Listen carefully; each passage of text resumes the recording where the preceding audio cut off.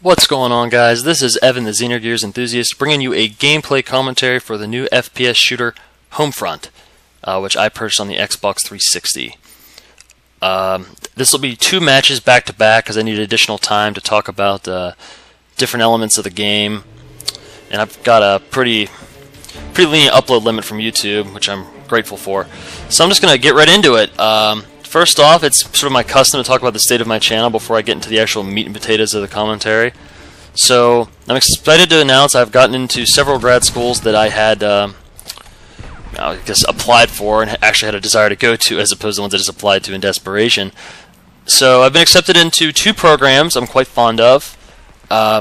So I'll have more free time, no more distressing over graduate school, and no more writing essays and calling admissions offices. So I'm definitely going back to the 1 commentary a week, because between Homefront and Marvel vs. Capcom 3, I should have enough material in games and just enough to talk about in time that I can produce content maybe twice a week or once a week. I'm not going to commit to either. I don't want to make any more promises I can't keep. Not that I'm even promising 1 game a week, but anyway. So that's the state of the channel. A lot of subscribers have stuck around. I think I've lost a couple since I don't do Black Ops stuff much anymore, if at all. And that's fine. I don't blame you. I mean, I kind of told everyone it would be a Black Ops channel, and it turned out to not be. So anyone, I appreciate you sticking around. If you didn't stick around, that's okay too.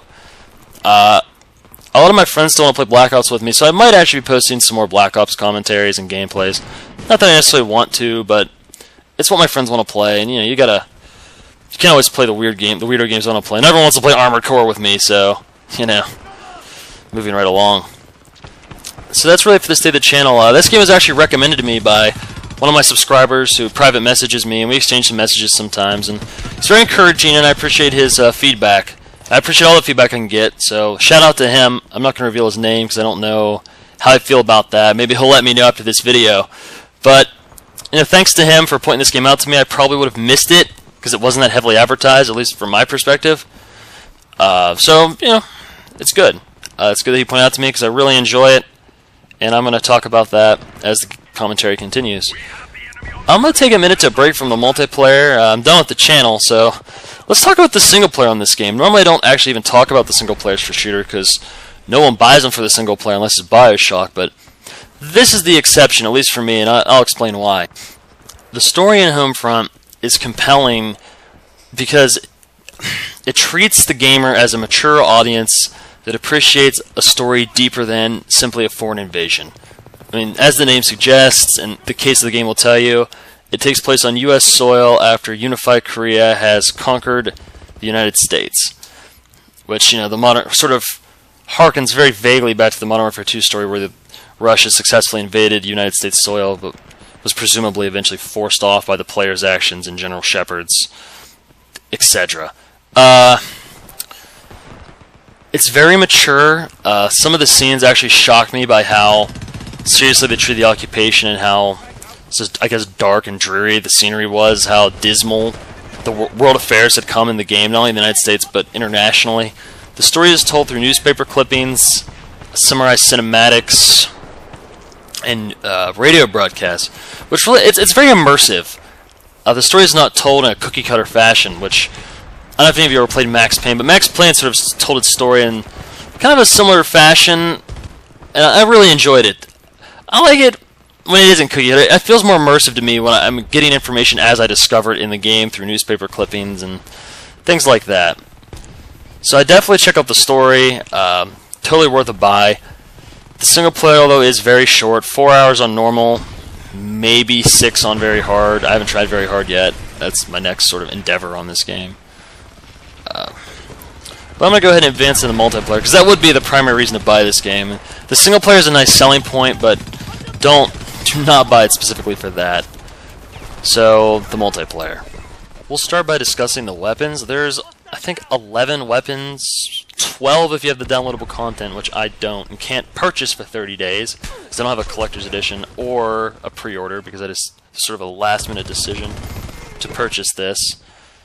So I'm kind of bitter about that. I had a guy who's running around getting a lot of kills with a shotgun. It's definitely not overpowered. I've used it in single player, and I can already tell it won't translate into being overpowered on multiplayer. But it does sort of upset me, because that's just a really crappy thing to keep away from players with such a limited selection of weapons already. But, you know, don't let that dissuade you from buying the game. There's plenty of weapons, because unlike in Black Ops, where all the assault rifles, for example, were pretty much the same weapon, frankly. And, you know, there's differences, and they handle a little differently. And some of them didn't handle differently at all, such as the famous and AUG, which just had a different recoil pattern. But all the weapons here handled differently. The damage, the recoil, they're all very different.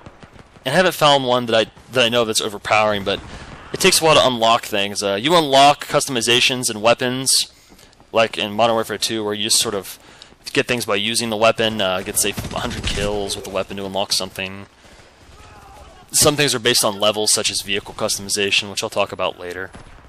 But in the meantime, you know, the weapons all seem fun. There's a lot of variations on the same sights over and over, and you can't customize them like you could in Black Ops, which, frankly, I thought was really cool. So I'm going to miss that, but that's alright. There's enough variety in the sight selection that I can't complain as much as I'd like to. I think it's in my nature, all gamers' natures these days, to just complain about their games. If any of you have played Battlefield Bad Company 2 in Black Ops, I'm just going to break away and just say quickly, this is sort of like if you combine both games, but you don't necessarily take the best of both worlds. You take some of the good and some of the bad from each, mix it into a bag, give it a dedicated server, and you pretty much have Homefront. But let's talk about the class customization. You get to select perks much like in the Call of Duty series, but the perks you select actually consume points as opposed to being divided into categories. In fact, you could opt to not equip perks on your classes if you really wanted to. I'll probably do a little brief video customization later to demonstrate this point, but no rush on that. So you have 6 points available to customize, and a perk gives you 2 extra grenades and takes 3 points. You now have 3 more points. It's as simple as that. The max number of perks you have equipped at any given time is 3, so you can't load up on every 1 point in the game, for a total of like 6 1-point perks. No super soldiers. The perks are varied because they affect different aspects of the gameplay. I'm not really going to get into each of them individually because I haven't unlocked a lot of them, but a lot of them affect vehicles, and a lot of them affect, say, you know, there's a melee one, as I haven't previously discussed, but there's a melee perk. The knife is back, much to my dismay, and it's still one shot. But the good news is there's very little range on the knife. There's no lunge, even with the perk. On a dedicated server, it's amazing how bad the knife becomes. Sure, I mean, if someone turns a corner, they can still speed knife you and you'll go down, but it's still a high damage, low life game. You have probably about as much life as you did in Black Ops, maybe a little more. I can't tell yet. So it's not that big of a deal, and frankly, I haven't seen a whole lot of close quarters combat on this game yet. There's been a lot of range shooting.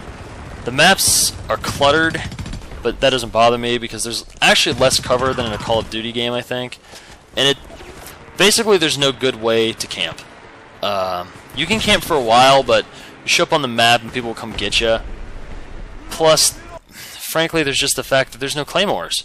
You can't watch the door unless you have a friend on it, or you're just going to keep swiveling the different entrances. Very few rooms in the game have one entrance. Most of them have like maybe 4 or 5. And any place that has a strategic position basically has 4 or 5 entrances, so you actually need cooperation from your team to hold it down, which you're rarely going to get, at least this early into the game's launch. The gameplay's sluggish, kind of feels like Battlefield a little bit, at least I call it sluggish. I think it's by design, but it just feels choppy and slow, and it took me a while to get used to it. I'm not a huge fan. I was used to the more slick Call of Duty movements. But all in all, I actually like it. You get a limited sprint, which I think is a welcome change, and that's pretty cool. I love the RPG vehicles. You'll notice I didn't actually spawn with that. I forgot to mention, this game actually does include kill streaks, like in the Call of Duty series, but the kill streaks don't give you anything but extra points. These points are what allow you to purchase the, I guess, added abilities you equip to your character in-game. Or not in-game, but rather, it's like when you customize your class, you get to equip certain particular abilities that you have to pay battle points for to unlock. That's also how you buy vehicles. It's the primary currency form of the game. It's simple as that. There's a wide variety of things you get to purchase. Flak jackets for more life, airstrikes for an airstrike, vehicles for vehicles. There's a lot more to this game that's really in this commentary. I'll have to do another video, probably maybe later today or tomorrow. I was gonna try to do 2 back-to-back, but it just kept crashing my video editor, so finally got fed up with it. So this will be the commentary for today. Thanks everyone for watching. The next video I post, either today or tomorrow, will either be sniping, so I'll let you guys get a feel for that. Alright, thanks for watching.